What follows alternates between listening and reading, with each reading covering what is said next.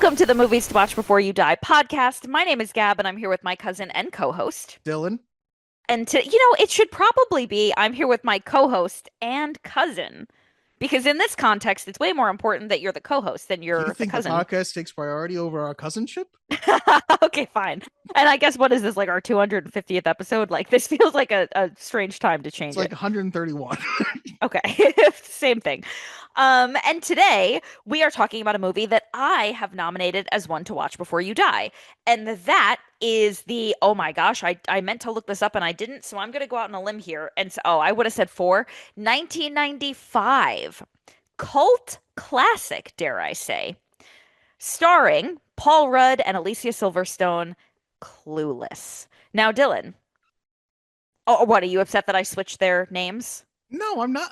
Although that did jive with me a little bit. Would you call it a cult classic? That's something that I want to talk about in this episode. I feel like yes, but not for the reason maybe that you think. Okay. And the reason that I said their names backward was because with Alicia coming second is because I feel like the last build name is the most important. You know what I mean? Where they're like with da da da da da da da da da da da and starring da da da. No? Okay, I just like the deadness. Oh, thank you. Dylan, you had seen this movie before, correct? Yeah, like once or twice. But yes, I had. Okay. This was not a first viewing. Do you recall when me and you and Zach went to the DVD store in the mall and you each bought a DVD and it was buy two, get one free? And so I said, oh, I want to get Clueless. And then you bought it for me and then you each turned around and made me give you 50% each of the money. So I didn't get it for free and you got paid. So the video store was Suncoast Video, but you mentioned this before that we sort of ended up extorting you. Yes. I think about that every time I watch this movie. I'm like, that was free and somehow I paid full price, so they actually made money on this transaction. I just wish you were with me now when I buy DVDs. I was like, all right, I guess that's how this works. And then, that had to have been 20 years ago. Oh, probably more by now. That's really deeply upsetting. Anyway, I love this movie, and after I owned it on DVD, thanks to you and Zach, I watched it pretty regularly. But I will tell you a funny story. I texted you that this was going to be my choice because I was in Miami, and it occurred to me, like, oh shit, I haven't picked a movie yet. It's Saturday. Like, I got to let him know. And the reason I picked this movie was because we were in our Airbnb watching YouTube videos because it was raining outside. So we kind of just spent the night in. And wouldn't you know it, after whatever YouTube video we had been watching, the following thing that came on was Clueless. It's like free on YouTube. And I didn't see when the little title card on YouTube comes up and it tells you what you're watching. I actually heard the intro to Kids in America, like the first chord, and I looked at Corey and said, "This is Clueless." Like it had awakened a part of my brain that had not been activated in a very long time, but I knew this is Clueless. And like the Paramount logo is up, right? And it's not like entirely clear yet. And then boom, there it was. The opening scene of the kids sitting on the lawn, and I was like, I fucking knew it. I knew it. It called my spirit like nothing has ever called my spirit before. It's so interesting how much it definitely has a story to it, but the story is kind of in the background, as it's very much one of those slice of life movies, I feel like, too, where it's just like, this is what it is like to be a kid in the 90s. And it reminds me a lot of, have you seen Fast Times at Ridgemont High? No. Ironic. I mean, I'm sure it's not that ironic, actually. It's also the same Amy Heckerling, I believe, is involved with that as well, who directed this. And it just, I don't want to spoil too much, but boy, oh boy, this movie moves at a clip. Like from the very start, I was just like, oh wow, we're just right into it, huh? Like there's no slowdown ever. Yeah. Yeah. Yeah. I don't remember. What am I supposed to say? You were going to ask me, Gab, what's this movie about? Thank you. When did we do our last episode? Like 3 weeks ago? What's wrong with me? And I says to you, Gab, I says, this movie, it's about. Yeah. So, Dylan, what's this movie about? What's this all been about? What am I working toward? Explain! As you would a child. You think you know everything about me, don't you? I dive at your bottom. I bloody well ought to. Clueless is about Cher Horowitz. Is it Horowitz? Horowitz. Yep. Cher Horowitz. Her ex stepbrother Josh, Hmm. and all of her friends as they live their very valley life and try to go from being more shallow to less shallow, basically. Yeah. Yeah. I like that you added that in there because I do think that's a valid plot point. Um, what does IMDb have to say? Shallow, rich, and socially successful Cher is at the top of her Beverly Hills High School's pecking scale. Seeing herself as a matchmaker, Cher first coaxes two teachers into dating each other. Wow, I like yours way better. That just felt like the description of the first quarter of the movie. It feels like it makes the movie about her setting up the teachers, and it's really not. Yeah. Yeah, I that's kind of a bad one for their plot Yeah. summaries. They're normally much Yeah. better than this. That was, I would say that was probably the worst one we've ever had. Taglines? Sex, clothes, popularity. Is there a problem here? I hate that, and I entirely disagree. Cher is a virgin. And this who can't drive. The second one is sex, clothes, popularity, whatever. I don't think those are very good taglines. No, Yeah. no. So already they've done this movie a great disservice because it is so good. IMDb has done it a disservice. The fucking tagline people have done it a disservice. This is This how is movies become unfortunate. cult classics instead of classics because they don't get marketed well. I mean, I think so. Also, Okay, would you say she's at the top of the pecking scale of her high school? Like, it almost feels as though she's sort of outside of the pecking order. this is what I think.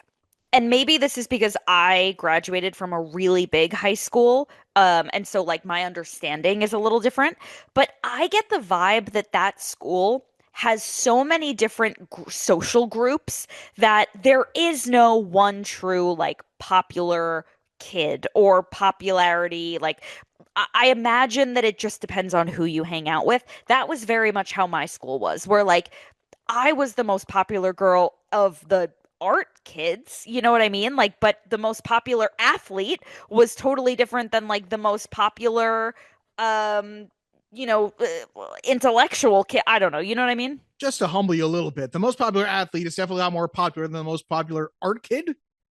Well, if you think about it, we had so many electives that we got to choose that I spent the majority of my day in like the art wing, in the music room and the theater room, and then I did school. Like I was really only around kids who gave a shit about that. I wasn't taking elective sports classes. I wasn't taking sports marketing. I wasn't taking it's like when you go to college, you don't ever see the kids who go to a different campus because their major is so different than yours, you know? Sure, that's a I that's a better way of putting it. Yes, I graduated with 2,000 kids. Like that's a there lot. were some kids I graduated with that I never even met. Yeah, good point. Good point. So I just get the vibe, and people are going to come at me in the comments and say whatever they want to say. But I think that that describes that school. It felt like a very big school, and like the popular scale was different for each group. I would say she she's popular, but you never see anybody really put down except for stoners. Yeah. Yeah, which maybe that's a little bit of a reverse Mean Girls, where Mean Girls talks about it being like a jungle out there. Oh God, I just thought of the theme song for Monk. That Oh one person no. will get that, but it doesn't matter. It's Randy Newman singing "It's jungle out here." Doesn't matter. Yeah, yeah, yeah. Uh, Do people not know Monk? I feel like that was a very obvious I reference. don't think a lot of people know Monk. I didn't start watching Monk really until a couple of years ago. Yeah, but it's so good. I love me some Monk. It's great. Yeah. Uh, that's not what we're here to talk about. Monk is a TV show you should watch before you die, though. But Yes. oh my God, what was I going to say? God damn it. Okay, so it's a So, jungle in the Mean Girls world. In yep. this world, it really feels a little bit kumbaya almost. Yeah. Yeah. That I think is how big schools are. In Mean Girls, I think they go to a relatively small school. In a I big have enough school, you're always not going to fraternize with people you don't get along with anyway. yeah, yeah. That was my high school experience. I never really saw that like, oh my God, this is the popular girl and this one's a loser. It's kind of like, I don't know. Anyway, do we want to give any plot context before we move on? No, I don't think we really need to. We can just set up a few of the characters. Cher is Alicia Silverstone, which I called her Alicia Silverstone for the longest time, but she very clearly says in interviews Alicia. But Yeah. That had me thinking about when you name your kid something and they're going to have to tell people they're pronouncing it wrong forever. Is it worth it? no, I don't think so either. yeah, not really. But we have Cher. Her best friend is Dion, who is sort of her, her main confidant, I guess. And they take in Ty, who Hmm. they want to make over and sort of set her up in their friend circle, along with Elton, Yep. who's Jeremy Sisto, who I did not realize, and you might not even know who this really is. Young Jeremy Sisto is so similar to Peter Weller. Do you know Peter Weller? You've seen him in a RoboCop, but if you see him where he's not in a giant robot costume, in like Buckaroo Banzai or something like that, they kind of look and sound alike. I'm looking up Peter Weller, Buckaloo Banzai. I've never heard of this in my life. I just Buckaloo, I watched said. it. Buckaroo. Oh, Yeah, it's weird. I see it a little bit. Yeah. Their voices are similar too, because they've got this like deep, is it timbre is the word I want to use to them, but Timbre. timbre, whatever, shiver me timbers. And Murray, who is Dion's boyfriend, played by Donald Faison, who still looks the same. Yeah, he does. And who else is important that I'm forgetting about? Her dad and her ex stepbrother Josh. We could talk about Amber, we could talk about Travis, we could talk about Christian. These are all relatively tertiary characters. Yeah, There's Mr. Hall and Miss Stoger. Oh no, Miss Geist.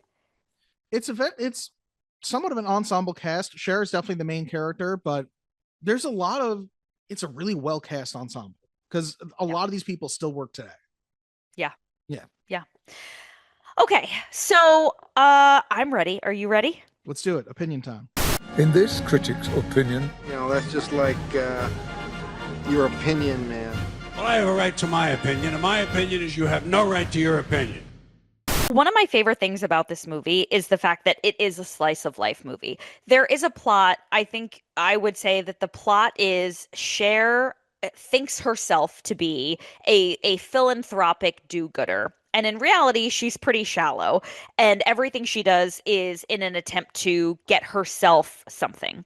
So she has really bad grades. She needs to improve them. She decides to negotiate them. And she finds out that in order to get her debate grade up, she needs to make her debate teacher happier. So what's a better way to make him happy than to get him laid? So she decides to kind of fake this like romance between him and another teacher who is also single. She kind of baits them into talking and then they end up together. She's decided that she's an incredible matchmaker.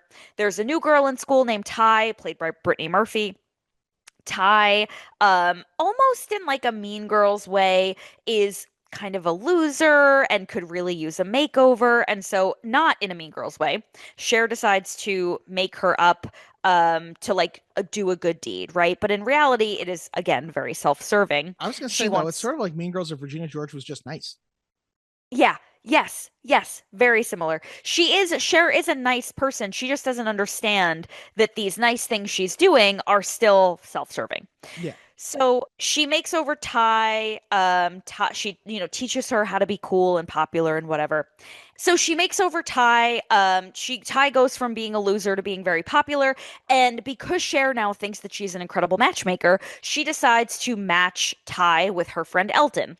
Of course, Elton has feelings for Cher. It ends up not going that well. Cher is very upset, and Ty is upset about it too. It on and on and on. So goes the drama. And what we really see here is on the surface, it's a story about a girl who is trying her best to do good in the world and not be shallow, and who doesn't want to just be a rich girl who's an airhead. She really does want to be smart, and she prioritizes fitness and reading and being a good person, but ultimately is still very young and naive. But really at its core is a movie about being a teenager in California in the 90s. And what is fucking cooler than that, Dylan? being a teenager in New York in the 90s. Yeah, that's true. Yeah. Um, I do feel like if we do want to bring up one self-serving thing of Cher is Ty immediately has chemistry with Travis Birkenstock, which what a name. Yeah. Played by Breckin Meyer. And Travis is clearly into her immediately, but Cher, I guess it's the one time that I could say like she's obviously rude, like I said, as to stoners. And she's like, no, you don't want to hang out with them. Which also, this movie never feels this way, but it's the one moment of the movie that is kind of like drugs are bad. You know, that's not what you should be doing. And I don't even think of the movie that way because obviously other kids are having sex in the movie, even though Cher, our main character, is like, yeah, there's something wrong with me being a virgin. Like it's got very pro morality stances on what our main character does do, while also including, but realistically, this is what goes on in the world. Yeah. Yeah. Yeah, I agree. I think it's a really interesting character point for Cher that she is a virgin. She doesn't like drink or do drugs really. But she is feels that way because she feels she's too good for that. Right? Like she is planning her future and she doesn't want to waste her virginity on some high school kid. She is waiting for the right person. And you could talk about whether or not that's true, if that's just her story because she's embarrassed. You could go either way on it, but it is such a cool like it brings more depth to the character than just like she's an airhead or she's a bitch, you know? Yeah, because normally in a movie like this, the only reason she would be a virgin is if she couldn't get a guy to be with her. Right. And as we see, that's not a problem. Well, except for the one guy she wants to be with is in a movie that now seems so blasé, but at the time I guess was a much bigger swing, is very gay Christian. Yeah. Yes. And the movie's never hiding it, but I guess because of the time the movie came out, we're all like, what do you mean? He is? Yes. Like, yes. we have to have It's Donald so Face funny. on very much tell you, like, he's playing for the other team. Yeah, he's a friend of Dorothy. The really funny part about this was that Corey had seen this movie, but I don't think it had either been a long time or maybe he like wasn't paying very close attention. Understandable. He's probably not the market for this movie. But the as soon as Christian, I don't even remember what it was that he did, but very early on, Corey was like, "This guy's gay." And I was like, I didn't want to say anything because I didn't want to ruin it. And then when it was revealed, he was like, what do you mean? He's been gay the whole time. He's obviously gay. This was not a gay twist. This Yeah, was just like very much gay. Yeah. he's just gay. One of my favorite moments. So Christian is very like old school, almost in a way that I feel like Zach wishes he was. Well, honestly, besides the gayness, this is kind of what high school Zach was trying to go for. Yes. He Yes. rocked his fedora, he rocked his like lounge wear. He was super into the Rat Pack, and he's still pretty much all those things now. But yeah, Now it's at least Except a the little gay. bit more age appropriate. Yeah, except for the gay. He's not gay. We love you, Allie. Um, he he has this very old school car, and he picks Cher up, and she gets in the car, and he goes, "Do you like Billie Holiday?" And she goes, "I love him." And he's like, "Okay." Meanwhile, he's like this fucking airhead. Um, so let's talk about some of the characters. So Stacey Dash, unfortunately, has lost her goddamn mind. But as Dion in this movie, I think she is so good. yeah. I think if not for now being Fox News correspondent Stacey Dash, she would always have been known as Dion. Because I don't know. I'm trying to think if she ever had like a major role outside of this. Because I mean, I researched this movie, and I don't remember what I even wrote down for her. You know what I mean? Yeah, unfortunately, it really just people know her from going fucking bananas. I'm looking to see if there's like anything noteworthy. I don't really see anything. Nothing is jumping out to me.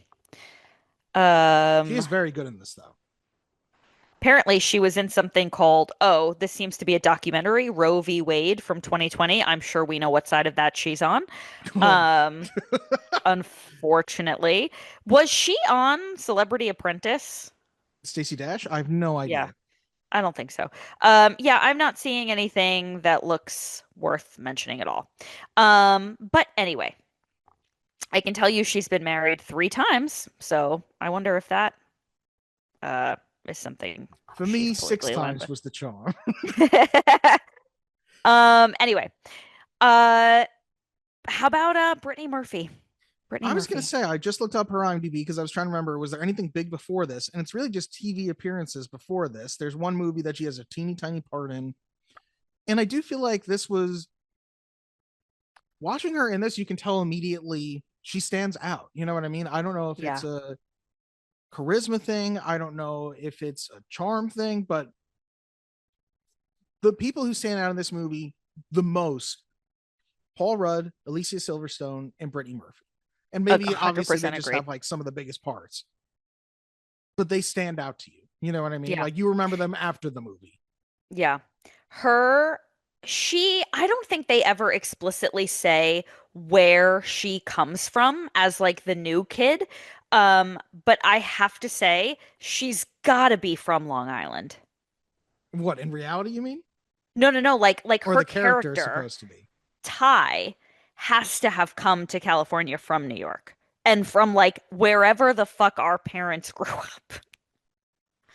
That's a good question. I'm trying to figure out if they do say that. She literally goes, "You're a virgin who can't drive." Like So that sounds like either one of our moms could say that. it does just sound like it's not specified, but demeanor suggests that she's from the East Coast, likely New York or New Jersey. Thank you. Yeah. Because I remember growing up thinking like, she sounds normal to me. What are they talking about? Like, I kind of feel the same way. Yeah. like other people, like I feel like she's meant to have this like very stark accent and like be very different. And I'm like, no, that she sounds normal. You know who did also stand out to me more on this watch? Wait, can I guess? Sure. Donald Faison. No, I love me some Donald Faison, but Dan Hedaya as her dad, I think is absolutely delightful in such a small role. Yeah. Yeah, it's a great role. He does such a good job with it, where he's such a prick, but he obviously loves her so much. He's a prick to other people, but he's clearly such a good dad and so like concerned but supportive. Yeah, You know what I mean? He doesn't care that she got bad grades, but he's so proud of her for arguing them into better grades. yeah, Um, he's so concerned when Christian comes, even though we all know Christian's obviously very gay. 1995, he has no idea. You know what I mean? yeah, yeah, I also feel like Josh is placed so strategically throughout the movie in such small areas because I didn't remember Paul Rudd even being in the movie this much, and he's in the movie in such small ways. Like he's not there to pull screen time. A lot of the time, he's there as like the third character. yeah, You know what I mean? It'll be like the dad and her having a conversation, and Josh is there. yeah, Ty and her are together, and Josh is there. You, I just find that interesting because the movie really is, if you have to call it anything besides a slice of life, it's also sort of a love story, even though yeah, it's so in the background, it feels like. yeah, yeah. I think that what works really well for me about the Paul Rudd character is that they have a very like jokey, like teasy relationship that could feel like siblings, but it really doesn't. Because if the chemistry is a little bit too comfortable, then it becomes weird. Do you know what I mean? Now, Cab, I don't like to mention word that rhymes with schmornography, but do you think this movie maybe led to a lot of the current climate of step something?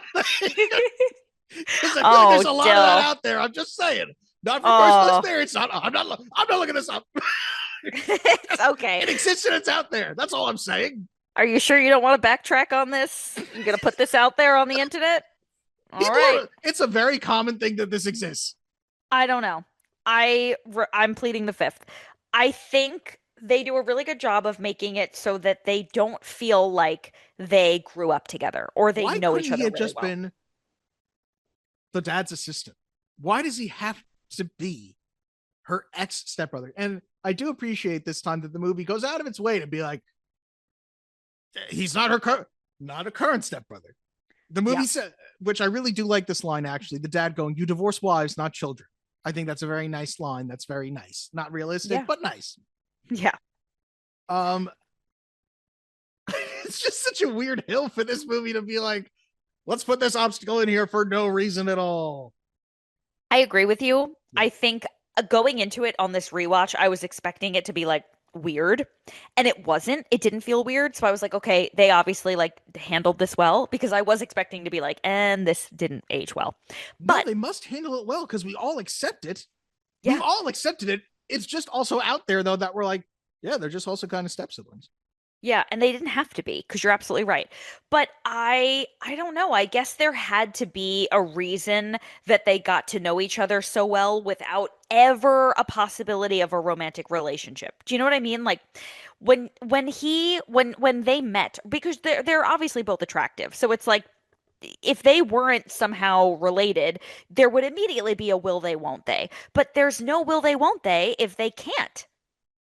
And maybe that is what works about it is that you are never thinking of them romantically until all of a sudden, you know, 3/4 of the way through the movie, you've got Cher going, I love Josh. And you're like, whoa, wait a minute.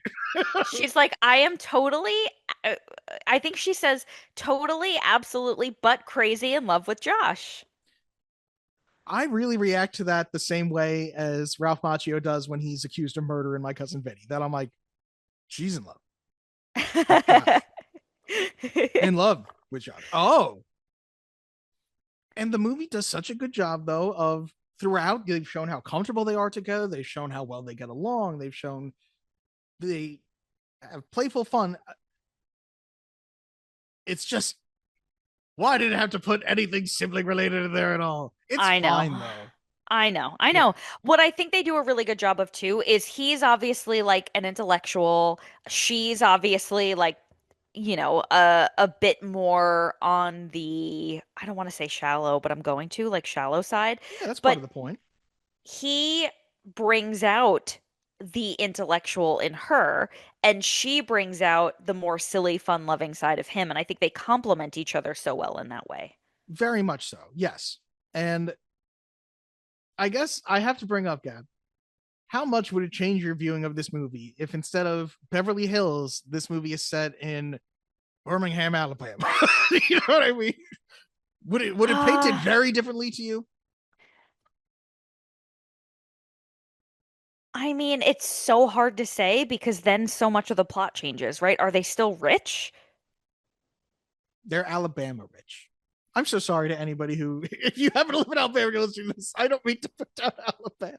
Yeah, let's just say, why can't we say somewhere else? Let's say like Nebraska? Oh, you just picked another state? Why Yeah. is that any better? I feel like nobody lives in Nebraska. They can't, do they have phones in Nebraska? Sorry, I'm making it worse. Let's name other states we don't like. Like, what are we doing Yeah. here?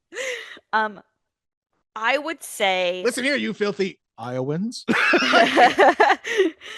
if it was set in a different location where perhaps marrying a family member was more common, which is what I believe you're getting at, would I feel differently? Maybe. I don't know. I don't know. Listener, write us and let us know what you think about this situation. In what states do you think it's appropriate to marry your former step siblings? Yes, let us know.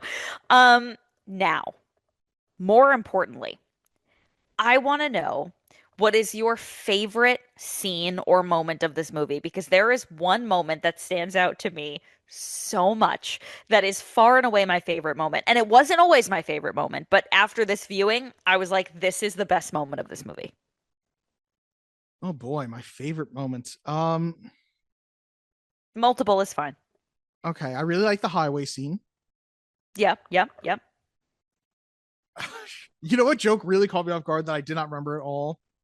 I think it's Cher goes, I want to do something good for humanity. And Josh goes, how about sterilization? Like that got me to laugh out loud because I didn't remember it. Her getting mugged is really great with her not being willing to lay down. Yep. I don't know. So what should I be setting you up for that I'm failing to do? So my absolute favorite moment in this movie is when they're at the party and Dion screams and Cher rushes to find her because Murray, her boyfriend, played by Donald Faison, is getting his head shaved. And she's like, what am I going to do with you now? And freaking out. And at some point, she asks him, like, why are you doing this? And his response is, because I'm keeping it real. Because I'm keeping it real. As he's getting his head shaved. And so now every moment I have when someone asks me why I'm doing something, I'm like, because I'm keeping it real. Because I'm keeping it real. And also, I've started referring to people who are bald as keeping it real. Like, as we all know, Frank is keeping it real. Oh, poor Frank. I hope that I cannot keep it real for a while still. Yeah, you were working on making sure you don't keep it what real. was I going to say? Two things I love about that scene also are he's keeping it real until she goes, I'm going to call your mom. And he's like, no, come back. And the other thing is it's such an like high school thing of her to do for this high school romance to go, what am I going to tell my grandchildren? I'm like, Yes. a bit presumptuous, but okay. It's so funny. One thing that we did notice last night, because obviously this has come up, keeping it real has come up in conversation quite a bit in our house, is up until that point, we only ever see him in a hat. Because the question was, how much hair could he have possibly had? You see, he's got a curly layer of hair. Do we? Yeah. When do we see that? On the corners of the hat. No, I think you see it at one point. And they did actually shave his head. They did, but it didn't look like there was much hair because he was using a razor, so it couldn't have been like Corey. I don't know. I'm telling you, It was I already don't on think the we see shorter him without a side, but hat. he had full hair. Okay, maybe. I promise you, he did. Because we were like, was he losing his hair? And then they were like, we've got to make this high school kid not look bald. But then, or like unintentionally bald. But then we were like, he's got hair in scrubs. So unless he got a hair transplant. No, he did have hair. They just shaved it for the movie. Yeah. So maybe he really was keeping it real. Can we also talk about, because it's at that same party that the dad calls Cher to ask her to leave the party, and he goes, where are you, in Kuwait? And Cher goes, is that in the valley? Yes. I don't know. The movie, the funny thing about it is too, because I feel like we had this conversation back during Mean Girls about, well, how aged is this movie? There's very few scenes in this movie where I'm thinking, oh man, that's dated. You know, I think there's like one time where a pager goes off that I was like, that's dated. There's one time where they're actually checking a map, a physical map, and I'm like, Yeah. nobody would even know what you're doing now. Yeah. But otherwise, I feel like a lot of this movie really holds up well. Yeah. The map I wanted to comment on because Murray is getting very frustrated at Dion because he's asking her to read the map and he's going, you're holding it the wrong way. And she's like, no, I'm not. And he goes, is it numbers or letters at the top? And I was like, I don't even know what the answer should be. Should it be the numbers or should it be the letters? Because when was the last time you used a physical map? I think, what is so interesting about this movie and the fact that it's from 1995 is that if you were to tell me that that movie came out in 2020 and it was like the way Grease came out in the early 80s or the late 70s about the 50s, Yeah.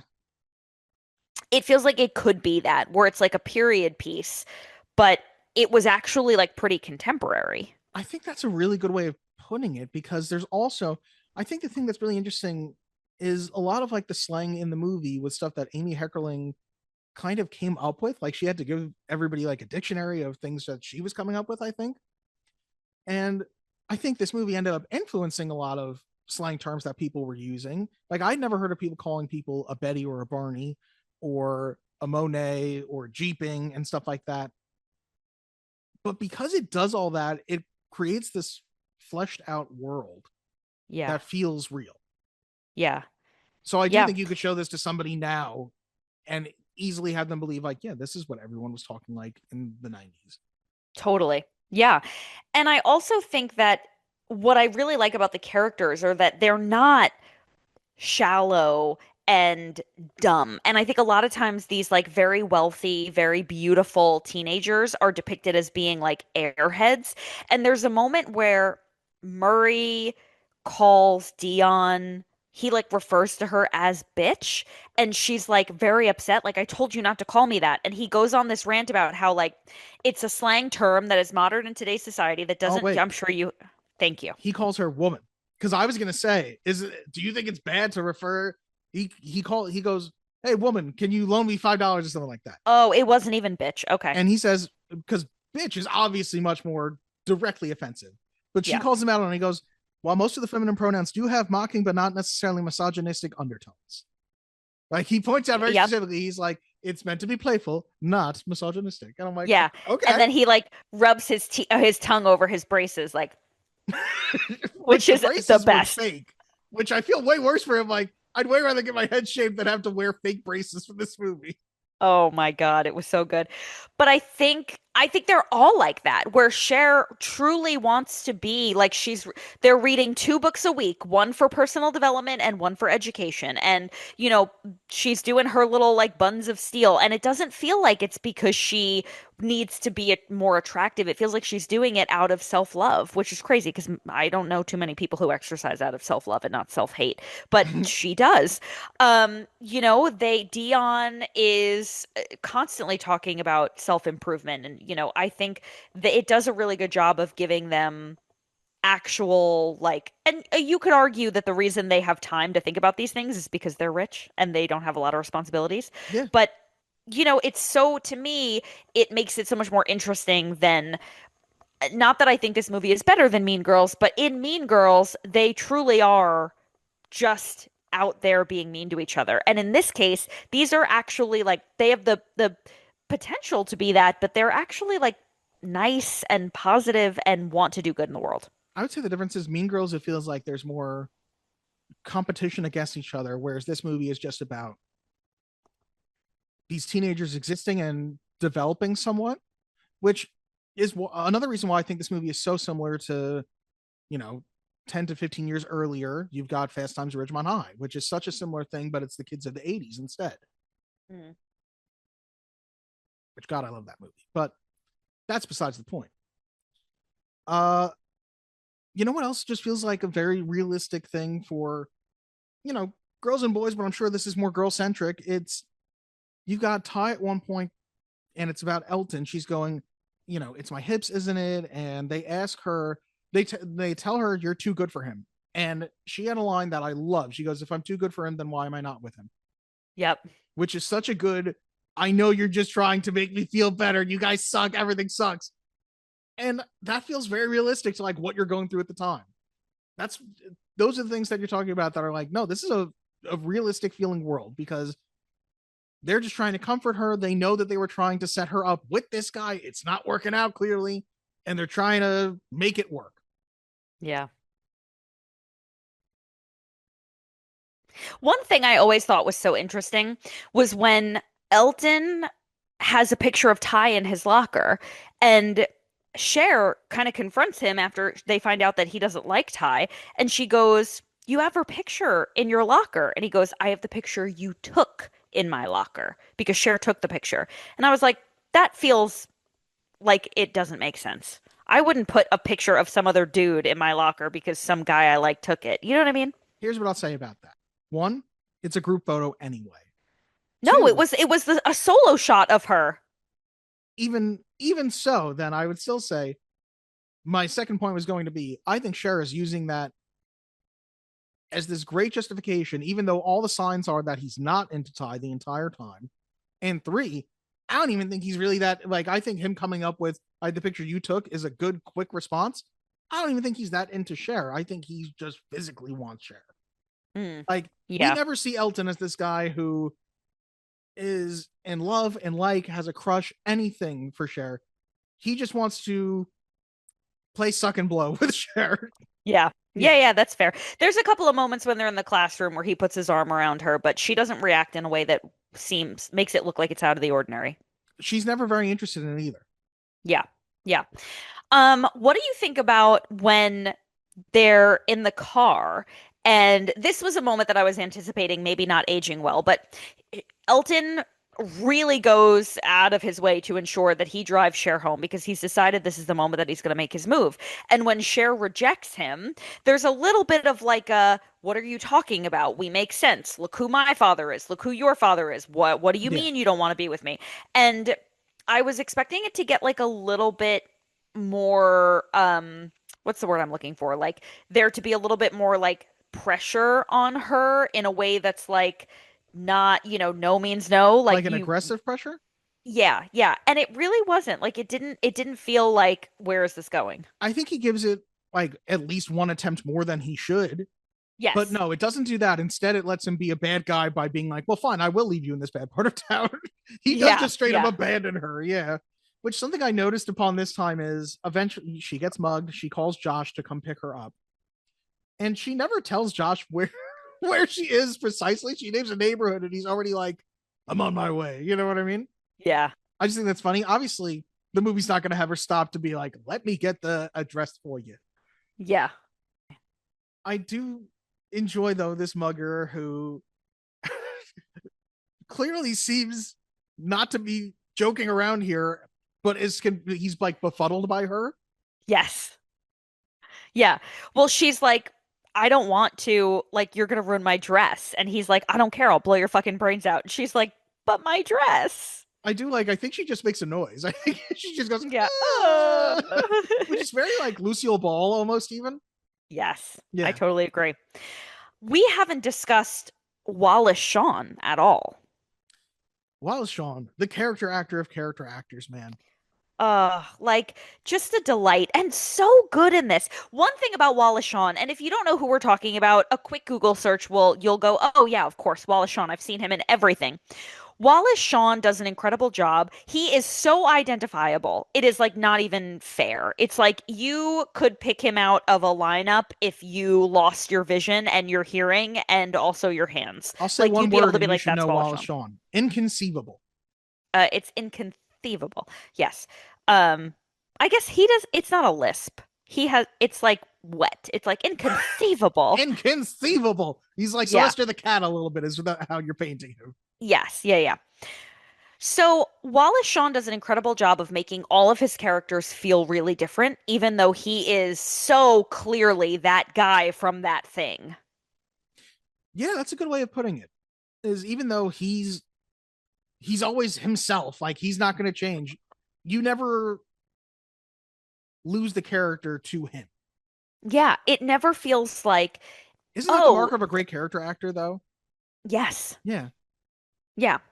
He's amazing. If you were building a character actor Mount Rushmore, he'd be one of the four, I feel like. Definitely.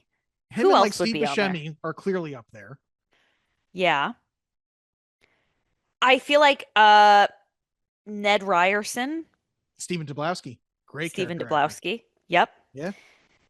And we need one more, Dill. It's a tough fourth spot. See, whoever we pick, they can't really be the fourth guy because I feel like the fourth character actor would be such a character actor that we wouldn't even know them. That may be true, but I do want to say It's like the Tomb perhaps of the there's a Unknown woman. Soldier. Can I call a woman and you can tell me what you think? A character actress, of course. Yeah. Hear me out. Kathleen Turner. I don't know why I thought you were going to say Catherine Keener. Who's that?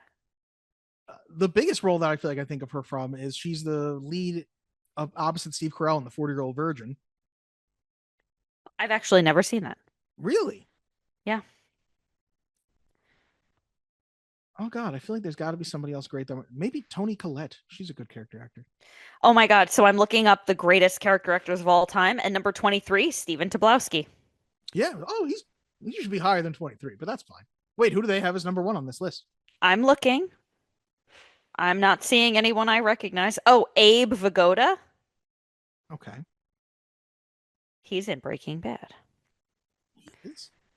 Hold on. I don't recognize any of these fucking people. Ew. Well, give me the names. Okay, the person I said ew about, Michael Stolbarg. Oh yeah, you know him. He pops up and stuff all the time now. He was in that show Dope Sick. He was one of the part of the evil Sattler family. Not I that don't that know was what you're like talking a huge show. They have Giancarlo Esposito in here. Do you think? Yeah. I mean, how often is he the lead? Yeah, but I Which don't by feel that like mark, Bob Odenkirk also good character actor. I was actually gonna. Oh, Bob Odenkirk is great. Who's the guy who played his brother in Better Call Saul and was also Michael in McKean. Michael McKean? He's a good one. Clue. Yeah. Yeah. I like Love Michael him. Keaton. Yeah. Okay, M. Pretty Emmett much Walsh. everybody in Clue you could put in the character actor Hall of Fame. Yeah. Oh my God, Tim Curry. How could we not? Martin Mull, Christopher Lloyd. Christopher Lloyd. Yeah. To me though, I feel like if you're the guy from, oh geez, what's his name? Doc Brown. Doc Brown, thank you. I'm like the Fast Times with the Flying Machine. What is Doc, it? What is Dr. Brown and the Fast Times with the Flying Machine. what is the name of that movie? Why What do can't you I think mean of what I'm not the it's star? called? Back to the Future, Gav? Back to the Future, thank you. I actually know a guy who was in the Broadway show, and I'm thinking of him because he wears the stupid fucking sweatshirt all the time. And I'm like, what is the name of that thing? Number one, they said, oh, I don't know that I can read this person's name. Bola Bondi from 1939 Of from course. Grapes Who of could Wrath. forget Bola Bondi? Number you- two, Harry Dean Stanton. Harry Dean Stanton's a good one because he's one of those guys that I feel like I know his name, but I don't think about his face until I see it on screen, and then I'm like, oh yeah, I know you. Uh, Bola the Bondi. highest ranking woman besides Bola Bondi is number four, Margot Martindale. Yeah, Margot Martindale just shows up and stuff all the time, and you forget about it. I was rewatching Dexter not that long ago, and I was like, "What do you mean Margot Martindale was in Dexter for like 3 episodes?" She's a good one. Is Kathleen Turner a character actor? Um, Kathleen Turner is primarily recognized as a leading lady and 1980s it girl who transitioned into a highly versatile character actor in her later career. I'm still trying to find. You said Bola Bondi is from the Grapes of Wrath? Yeah, hold on. I'm gonna read you how to spell it because I may be saying it wrong. It's Beulah. Bola? Oh, Beulah. excuse me. Beulah. I I feel like I know her from something. Was she in The Music Man? Well, I don't know, Dylan. In 1939, she looked like she was 100 years old. So, Yeah, but she was probably only like 27. That's how people aged. oh God. Let me see what else she was in. Oh my God, no. She died. She was born in 1889, Dylan. Wow. 1889. Get the fuck out of here. That's kind of She, crazy. she she was in It's a Wonderful Life, which as we all know was fucking 20 years ago. What? I'm just saying that's an old ass movie. Did you say It's a Wonderful Life was 20 years ago? Yeah, because I was exaggerating saying like, oh, as we all know, that was a recent class. Shut up. I shouldn't have to explain myself to you. Do better. What do you want from me? Her last appearance was in 1976 in The Waltons. It's a Wonderful Life. She's Mrs. Bailey. Is that George's mom? I don't know. I've never seen that. You've never seen It's a Wonderful Life? No, but I did. I do remember Gog telling me that that was her favorite movie. And I remember thinking, that's a Christmas movie. That's honestly my favorite Christmas movie if I had to pick one besides Die Hard. Is it going to make me feel ridden with guilt? Doesn't everything? Perhaps. Now that's the Judaism. We should Okay. get back to Clueless. We should get back to Clueless. So, yeah. Anything else you want to say? About Wallace Shawn specifically or about Clue? Clueless. Yes, we already did Clue. About Clueless. Yes. Yeah, because we can talk about Clue if you want. I just haven't watched it recently. Me either. Probably not since the last time we did. Yeah. I feel like I noticed this time. So Breckenmeyer, I know very famously from King of the Hill. He was Joseph. And he has talked about when recording as Joseph, he had to do this thing with his hands. And I'm like, oh no, this is just a thing that he just did when he was acting at the time. He just twirls his fingers around when he's talking. Yeah, he like does. as Travis, he's just like, I gotta put my fingers in random places. Who is Joseph? Joseph is Dale's son, Bobby's friend, the one who's obviously John Redcorn's son. Okay, I can picture him, but I don't remember his voice. I'll look it up later. Well, the funny thing about it is he voiced Joseph as a teenager. Joseph, when they're little kids, is voiced by Brittany Murphy. Oh, weird. So that's an interesting connection between the two of them. And obviously, Brittany Wow. Murphy was Luann on King of the Hill also. Yeah. Yeah, that's all I got. I don't think I have any other opinions that I need to say, except for, you know what doesn't age well? There's a moment of Cher kind of racism that I didn't like. Where? When? With the housekeeper that she goes, you know, I don't speak Mexican. And I literally went, whoa! I went, slow down, Cher. Okay, I vaguely remember this. I think I had the same reaction. I think I was like, "Oh no," because it's pretty early on. I think it's a little bit later on. And then we have Josh like, what are you doing? She's guatemalan. I was like, Yeah, oh, yeah. so good. All right, well, let's get to the facts. I want the truth. Face the facts, ducks. Facts have no place with an organized religion. Rotten Tomatoes tomato meter has an 82% with 105 fresh reviews and 23 rotten. It has an audience score of 76% with an average score of 3.9 out of 5. IMDb gets a 6.9 out of 10. The movie was released July 19th, 1995, and it opened in second behind Apollo 13. In theaters at the same time, you could have seen Species, Free Willy 2, Pocahontas, Batman Forever, Braveheart, Casper, and the Mighty Morphin Power Rangers movie. Wow. It had a budget of $12 million and it grossed $57 million. The critics' consensus: a funny and clever reshaping of Emma, Clueless offers a soft satire that pokes as much fun at teen films as it does at the Beverly Hills Glitterati. What is Emma? Emma is a Jane Austen book that it is actually partially based on. Oh, weird. Yeah, Amy I didn't know Heckerling Jane modernized Austen. it. Wow. Thanks for ruining my joke. I was gonna say I didn't know Jane Austen wrote about being a teen in the 90s, but thanks for that. Okay, continue. uh, Roger Ebert gave it 3.5 stars and said the movie's Oh, aimed at teenagers, but like all good comedies, it will appeal to anyone who has a sense of humor and an ear for the ironic. you know what? Sometimes he got it right, Dill. Sometimes. Brian Lowry from Variety: a fresh, disarmingly bright, and at times explosively funny comedy, well worth a trip to the mall, even if it eventually runs out of gas. Sure. I don't know what that means, but yeah. Owen Gleiberman from Entertainment Weekly: there's such a gaping discontinuity between her physical beauty and her vacant, gum snapping personality that she's like a walking advertisement for everything that's right and wrong with America. I mean, if you want to be an asshole, sure. Looks like you're putting a lot on Clueless, bro. Yeah. And surely somebody from an establishment that will not put too much on this movie, David Starrett from the Christian Science Monitor. Oh God. For a while, it's like really cool with lots of energy and stuff, but then it gets like major repetitious and you wish it was like over, you know? No, I don't know. I do appreciate the way he tried to write it though. I was like, you know Yeah. what? You had fun with it. You were more fun than That's- Entertainment Weekly guy. That's one of those things though where I'm like, hey man, this movie isn't made for you. You know, like this you're not the target audience here, I'm just like, loosen up, man. honestly. It just reminds me of John Favreau and Seinfeld. You're hung up on some clown from the 60s. Let it go. Some letterbox reviews. This one's from Ryan Hipp, who is actually one of those people from Jump on the Batwagon. Oh, hello. My sis and I each pick out a Christmassy thing to watch every Christmas Eve, and she couldn't think of anything Christmassy for her pick this year. She threw out Clueless as a suggestion. I mentioned never seeing it, and that settled it. Then, halfway through the movie, boom, they go to a fucking Christmas party. My sister totally forgot that was going to happen, and I lost my shit. It was a Christmas movie. Clueless is a Christmas movie. That's awesome. So Agreed. we'll have to determine if it's above or below Die Hard.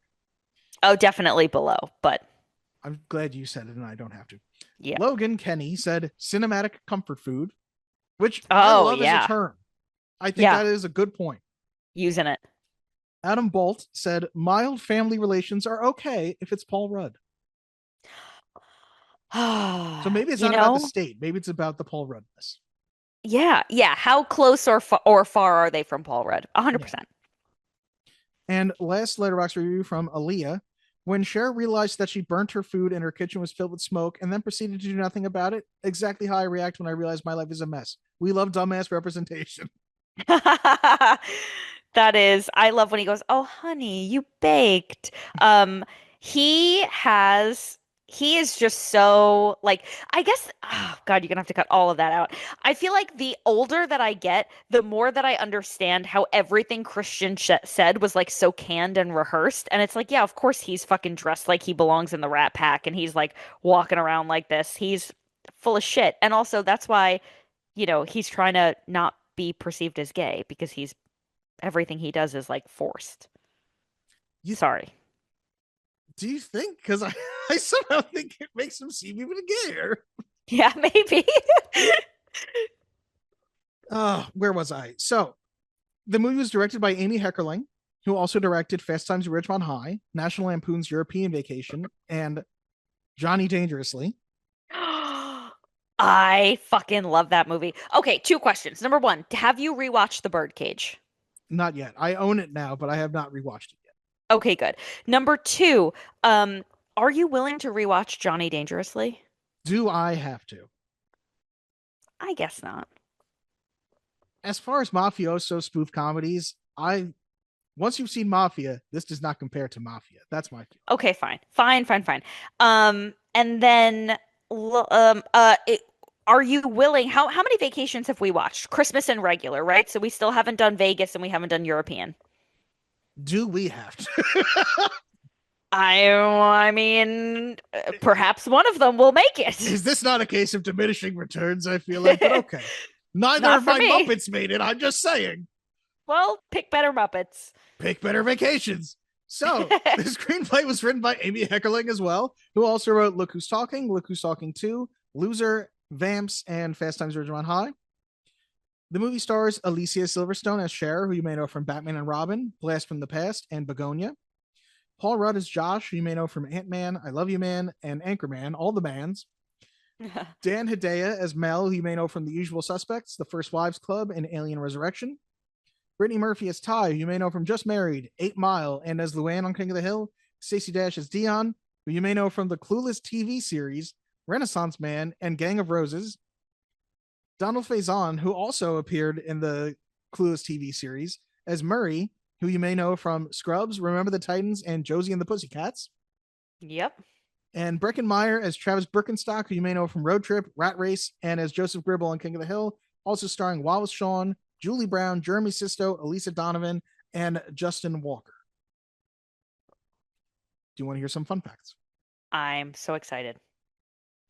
So I couldn't really find the scene where it was, but Paul Rudd has talked about he was so worried about his timing in a scene and he hated mayonnaise. So he was just weirdly putting it directly on turkey instead of on the bread. And he cringes watching it back now like it's nails on a chalkboard. And I'm like, when was that? I remember that because I remember thinking that's such a weird thing to do. Yeah, I guess he didn't know how to spread mayonnaise on a fucking sandwich. Yep, he just put it right on the turkey. Because as somebody who also hates mayonnaise, I still know how to spread something on bread. Well, yeah, and you would think that the first take they'd have been like, you need to do that a little bit differently. But no, they kept it. Sarah Michelle Gellar was offered the role of Amber, but turned it down. Interesting. We didn't talk about Amber at all. I just want to Not say that really important. quickly, I remember Amber being like the enemy. You know what I mean? But in this, it's like, oh no, she's just a friend that they're making fun of. Amber isn't that important. I guess she is technically the enemy, but she's just really ancillary. I keep using ancillary for the opposite of what it means because apparently ancillary is important, and I've thought it was not important forever. So Yeah, she's really not that important. She is not ancillary. not ancillary. Agreed. Where was I? Breckin Meyer said that somebody came up to him and said, if Travis Birkenstock can go to rehab, I could go to rehab. And that's how he got clean. And Breckin Meyer was like, I found that really nice, but really surprising. But it's such a small moment in the movie, Travis Birkenstock doing like the 12 steps. Yeah. Yeah. I guess it never occurred to me like that he's doing the 12 steps because he went into like a rehab facility or like is an alcoholic or something. But I okay. think it's really nice though that for somebody, hey, that got it done, you know? Yeah. Good for that person. Alicia Silverstone did not know how to correctly pronounce Haitians in the classroom scene, and director Amy Heckerling told the crew not to correct her because she liked it so much and wanted it in the movie. So when she's going I believe Haitians, that is genuine. Ty insults Cher by calling her a virgin who can't drive. It's so good. Brittany Murphy has confessed that at the time of filming, she was a virgin who could not drive. According to As If, that was it. That was the whole fun fact. According to As If, a book by Jen Chaney celebrating the 20th anniversary of the film, though many people think the costuming budget must have been high, it was modest for a big blockbuster film. Costume designer Mona May wanted the girls to look like mall rats, not models, so her 63 outfit changes only cost $200,000. The biggest costume expense was the plaid Jean-Paul Gaultier outfit Alicia Silverstone wears in the opening scenes, an outfit she got to keep along with all the outfits from the film, which, as she told Entertainment Weekly, she gave away to charity. Yeah, she's like she's big in like, I think she's a vegan. She's really big with PETA now. I think it's just kind of crazy, though, that maybe you don't realize how iconic something's going to be, like, to just give something away like that. Who knows where Yeah, it is now? Yeah. it's crazy. Side note, the computer is something that people talk about a lot when she goes into her closet and uses the computer to determine which outfit to wear. Yeah. And obviously in the 90s, everybody was like, oh my God, that's so cool. Like, that's amazing technology. They still don't have that, Dylan. And I still feel like that would be so cool. I mean, it would be amazing. I've been waiting for almost 30 years. Like, where is it? My computer would be like, all of these still suck. Please stop. Yeah, it'd be like, what does it matter? You look garbage anyway. Release me from this curse. According to the script for Clueless, Wait. My computer would be like, oh, great. And what leggings and sports bra combo are we going to dazzle them with today? You know you don't need me. They're all the same. Yeah, it's black top, black bottom. Okay.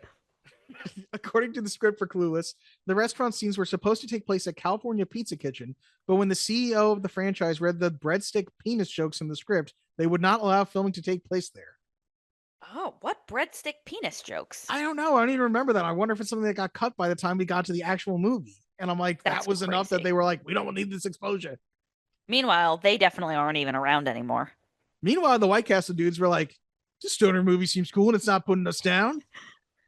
Yeah, in fact, it's glorifying. Yeah. In several scenes in the Horowitz home, a mezuzah is visible on the doorpost of the house's front door. Mm-hmm. We don't need the explanation of what a mezuzah is, but Yeah, you know, or you don't. Along with Horowitz being a traditionally Jewish name, and that Cher Horowitz's father Mel and her stepbrother Josh are all played by Jewish actors, it has been taken by some fans of the movie that Cher and her family are supposed to be understood as Jewish characters. Just saying, Of course they are. There's some representation out there. They definitely are. I mean, listen, he's a lawyer, is he not? All right. Let's not undo this representation by stereotyping, but okay. In 2025, Clueless was selected for preservation in the United States National Film Registry by the Library of Congress as being culturally, historically, or aesthetically significant. Amazing. It's the most recent thing that Congress has done that was remotely good. Yeah, agreed. Amy Heckerling said Cher and Josh ending up together was inspired by her grandparents, who were also former step-siblings that got married. Oh, shit. Boom. Mic drop. So it does happen. Apparently. Well, that makes sense at least, right? Like, at least we know where that idea came from. Yeah. Amy Heckerling also said, I feel like there was talk of other actresses that were considered for Cher, but she said she was literally on the treadmill watching MTV and saw her in one of the Aerosmith music videos and was like, that's who I want. So other people were suggested afterwards, but she had always had Alicia Silverstone in mind. Yeah, I get it. She's perfect. Yeah. The band during the party scene is the Mighty Mighty Boss Tones, and I just kind of feel like I miss ska bands being cool and in movies and stuff. Ska, I liked ska. I like ska too. You know, I feel like the ska, like the last ska band, I think personally, or ska adjacent band was probably No Doubt. Yeah, they're a little Scottish. Yeah. That makes like sense. I think They're a little schoolish. I just realized how it sounded. I'm sorry. That's okay. And Amy Heckerling has a cameo towards the end of the movie. She is the maid of honor at the wedding scene, and she is in the bouquet catching scene. And that's about it. She's just there for a second. She's the clearly older woman who doesn't kind of belong. I feel bad saying. She sounds so. I think she's a New Yorker. She's in New York, New Jersey, and she sounds like it in interviews. That is so funny. Look at that. Amy Heckerling. I think she's super underrated. Just like, obviously, you got Johnny Dangerously, you got Look Who's Talking, you know. But this and Fast Times at Ridgemont High, I feel like are kind of cultural touchstones of the time period for the when they came out. And I'm like, why is she not higher regarded? And she said something about in an interview, I'm not going to take on any more movies that I feel like are just sort of a paycheck or a job if I don't really believe in them. And I'm like, I'm surprised we don't think of her as a bigger name. Yeah. Yeah. Did she also, she was in Night at the Roxbury? What do you mean? Like she's acting in it? Yeah, she's credited. Oh, she produced it. Oh, okay. Okay. That sounds right. Also, you know who we didn't talk about as a character actor? Jennifer Coolidge. I thought that's who you were going to say when you brought up female character actor. But yeah, I would totally say her. Yeah, I think Kathleen Turner had just been on. Did I ever tell you that I took an acting class with Kathleen Turner? No. Oh my God, yeah, I took an acting class with Kathleen Turner. Was she teaching And it? yes. Well, Oh, yes, okay. I was going to certainly, say, I was like, yes. she wasn't like, how do you do, fellow kid? No, no, no. She was teaching it. And her I don't want to fucking be here energy was so high. And her advice was basically just like, just do it again, but mean it this time. Like, okay. I get told that at work all the time about my returns. Oh man. Oh, Gab, that is all the fun facts that I have for you. Well, then I guess we're going to the mail. Mail time! When you control the mail, you control information. Mom asked me to ask you if there's any mail for us here by mistake. What? Okay, I'm going to start you off with some comments before we get into the bigger emails. This one is on our Muppet Treasure Island episode. So Okay. somebody else commented because if you remember, you had forgotten about Tim Curry perhaps doing another famous musical. Perhaps, yes. Musicals Tim Curry did beside Rocky Horror, this is from Jewel79, that I can think of right now. Me and My Girl from 1987-88. My Favorite Year from 1992-93. Spam-A-Lot from 2005 to 2008. He did a lot of Broadway, West End, and other theater shows besides musicals. If you look at his life work, it seems he got more chances in theater than in the movies, really. He always seemed to have to play bad guys in the movies, but can be the leading man who gets the girl in theater, like in Me and My Girl. By the way, he also released 4 music albums that are quite good. You guys should check them out here on YouTube. Also forgot Pirates of Penzance from 1982 in the music list. Wow. I do think I knew that he was in Pirates of Penzance. That, he's just so fucking talented. Like, I just don't think we as a society give him enough credit. Yeah, you know what? I feel like this is going to sound really sad to say. I feel like he's one of those actors who will only really truly get his flowers once he passes. Yeah.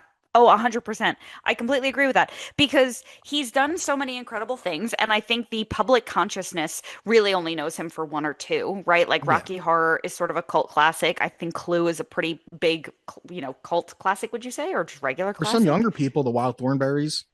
Oh, yeah, of course. Duh. Absolutely. Nigel Thornberry.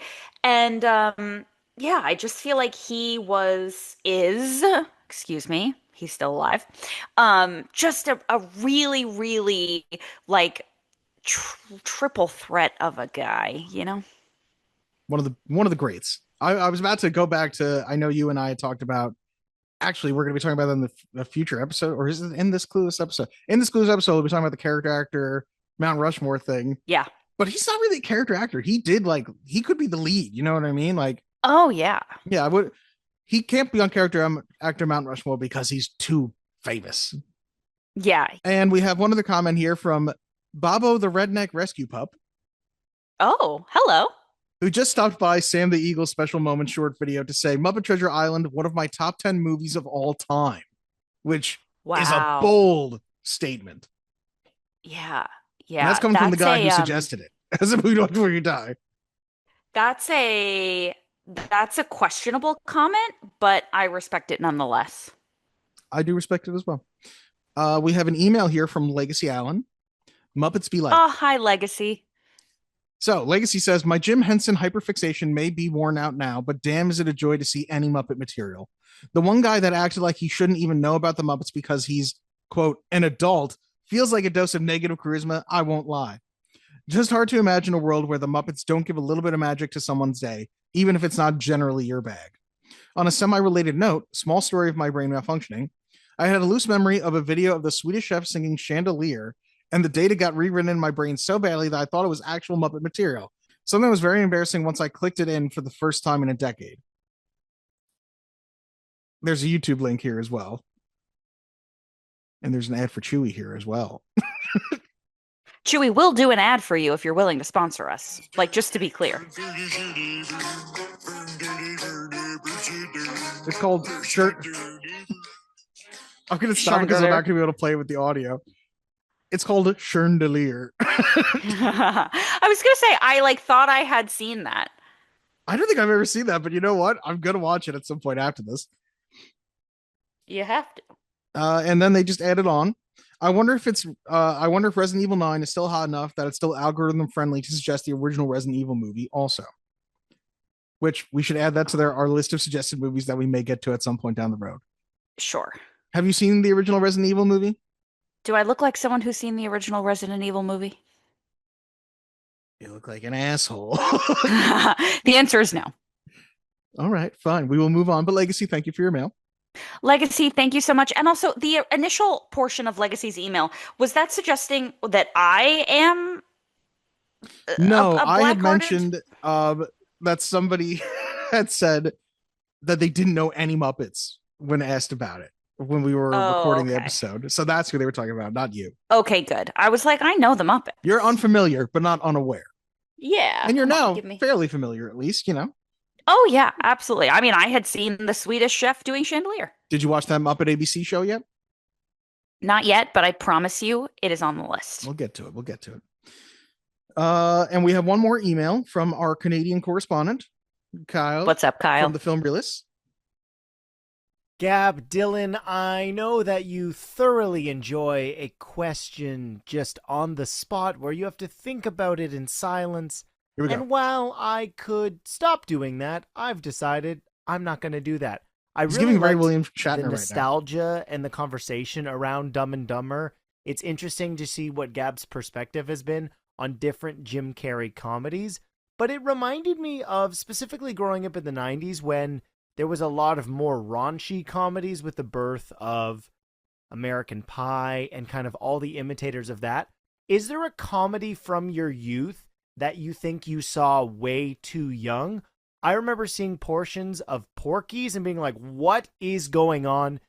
I couldn't even process it at the time. So I'm curious, do you have, maybe is it a traumatic moment or something where you thought, I don't understand what's going on because a joke went over your head? I'm going to continue to send questions, and I enjoy you guys so much, so I look forward to hearing your discussion based on the question. Love you guys. Bye. Back that was a very nice email. The Canadian absolutely came out on the word process. Can we talk about that? Process, yeah. Me and Gab looked at each other like the process, but I feel like he hears a gers. Kyle hears me say process. It was probably like the New York came out there, asshole. Yeah, for real. Okay, comedy that you saw that you were too young to see. I have quite a few of them, and it's mostly because of you and your brother. I was gonna say, I feel like for me, it's mostly because of Zach. Like, yeah. I definitely Porky's though is a good example of a movie I saw at a young age too. That I was like, "Whoa, am I supposed to see boobies?" Like, yeah, I remember watching Back to School. Not Back to School. What's the movie with the fraternity? Animal House. Animal House. Thank you. I always confuse those two, Back to School and Animal House. But like, I remember watching Animal House with you guys and being like, we're not supposed to watch this, I don't think. We were definitely too young to be watching that. Yeah. Because I think Zach was still too young to be watching that. Yeah. Yeah. I also think if we're really going to stick to like our childhood, right? Like, because that's a movie that's old, it's way too old for us. Like, that wasn't new when we were kids. I feel like the first Austin Powers, which you and me and Zach were just quoting on our phone call, was, I feel like I was a little bit too young to be watching Austin Powers and like him talking about like a lot of like sex and his mojo and like all that stuff. Like, I just feel like it went a little bit over my head. I think that is the thing that was so clever is he never said like fuck. He would say shagging, and I didn't know what shagging was when I'm like 9 years old. So I'm like, same, yeah, baby. The other one that I think of, and I've mentioned it before on this podcast, it's not a comedy, but Grandma showing me Congo when I'm like 7 years old, and me seeing like super intelligent gorillas ripping humans apart. I was like, this was not a movie for me. Why would you do this? Oh God. I'm trying to think. I've never watched it since either. which I think is the I funny don't thing. blame you. I think Tim You're Curry might be in traumatized. it too, since we were talking about him. No. I know Bruce Campbell is, and I love Bruce Campbell, but I can't go back to that movie yet because I'm just like, how bad is it? Or will it somehow like re-traumatize me? Yeah, Tim Curry's in it. Wow. Damn. Assuming it's not a musical. No, it is not. Okay. I feel like it's got a cast filled with people you would recognize their faces, but not their names. You know what I mean? Yeah. This doesn't directly answer Kyle's question, but I will say that I have always felt like Ren and Stimpy, South Park, and I guess like maybe to a small extent Family Guy all felt like shows that I was too young to be watching. That's a good example. Like I can't remember where we were, but I think Aunt Dawn showed you and me and Zach South Park, and I was like, Mhm. I don't think we should be watching this. Yeah. It was like, first of all, I don't understand a lot of this commentary, but second of all, like, this is like kind of violent and they're cursing a lot. And like, I don't think we should be watching this. Obviously, I felt the same way about Ren and Stimpy. That came on when we were really young, and I just felt like they were really scary. And I was like, I don't think this is for me. And Well, then Ren and even like Stimpy would growing have up, those animation asides where it was like way too detailed and suddenly gross looking. yes, Yeah. yeah. And Family Guy, when it first came out, I think just being really young, I don't know, like it just felt like I wasn't supposed to be watching it. I never felt that way about The Simpsons though. No, And I I don't watched think The that when I was Simpsons really ever young. tried to be as edgy as Family Guy did. Yeah. Yeah. I think that's all I've got. Kyle, you guys, well, I guess he told us Porky's. I was like, but you got to give us more next time. You have to give us more answers so we have time to think of our own answers. Yeah, exactly. Gab, that's all I've got for you for mail. Well, then I guess we got to find out about Clueless. Do or do not. There is no try. The guilty will be punished. Sentence is death. All right, Gab, it's your pick. You say first. Is this a movie to watch before you die? Dylan, this is unequivocally a movie to watch before you die. When the opening chord to the opening song struck, the world stopped turning. And all 90 minutes of this movie were about to be consumed. I love that this is a funny movie. I love that you don't have to really dedicate a ton of attention to it, especially once you understand the plot, you've seen it once or twice. It becomes this great slice of life. All of the characters are versatile. The cast is amazing. It's funny. It's heartfelt. It is such a wonderful representation of what life used to be like. And if they could just come up with that computer, I think my life would be complete. I love this movie. It's an easy watch and it's an easy yes. So Also, you made me pay you to own this movie. are you going to pay me for this? Fuck no. Oh man. So there's a couple things that age poorly. The step sibling thing is a little weird. This is so obviously a movie to watch before you die, though. Yes. The whole time I was watching it, I was just like, this is delightful. I'm having such a good time. Wow, there's Donald Faison. Wow, Paul Rudd. Oh, I'm having a great time.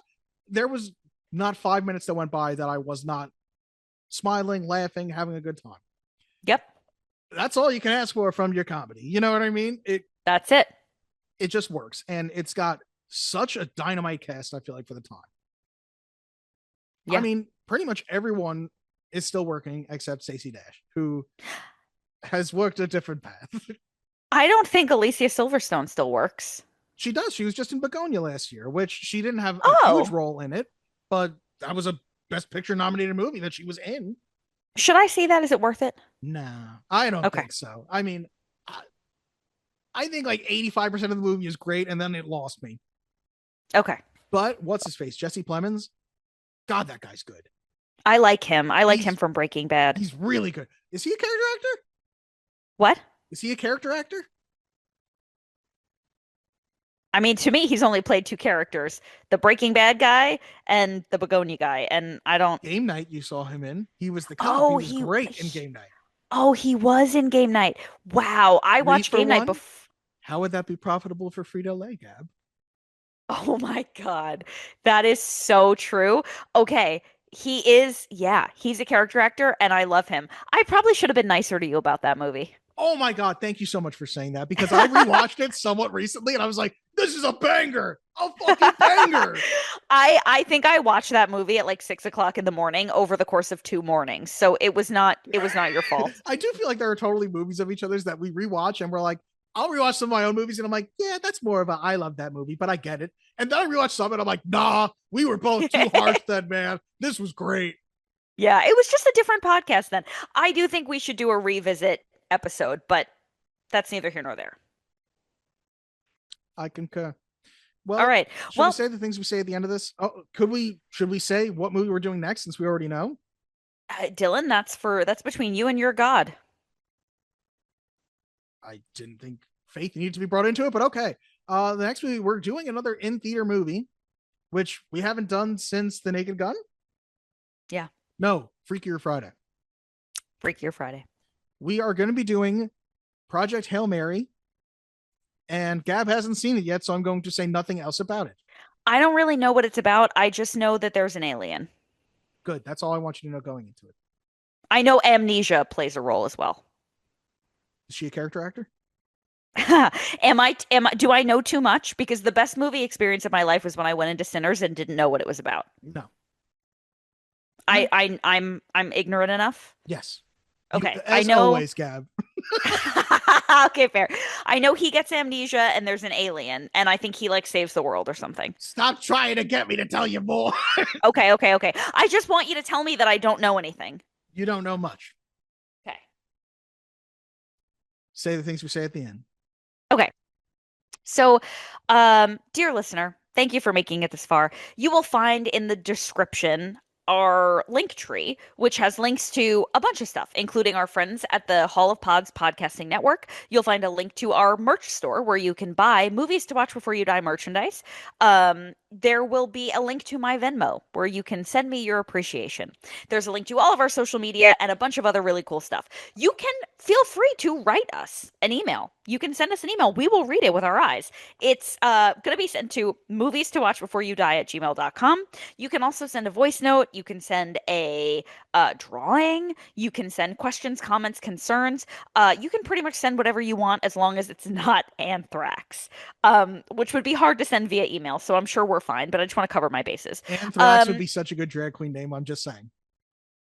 Anthrax? Yes. I don't think so. Whatever. You're no fun. Keep going. You were doing so anyway. Great. I'm derailing you. You are, as usual. And other than that, like, just you can send us a movie recommendation if you want, but the likelihood of us getting to it is pretty low. But maybe we'll get to it when we want. Yeah. So that's it. Bye. They're playing our song. The one that Ellen and I danced to. Rolling